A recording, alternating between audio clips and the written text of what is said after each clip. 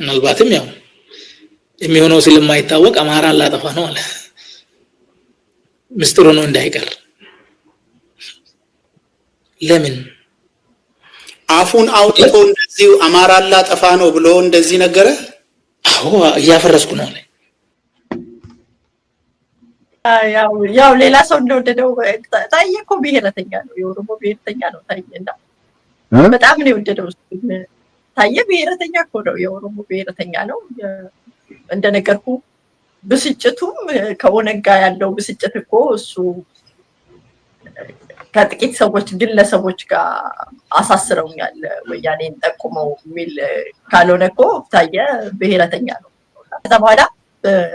እንደዋወል ነበር ከኔ ጋር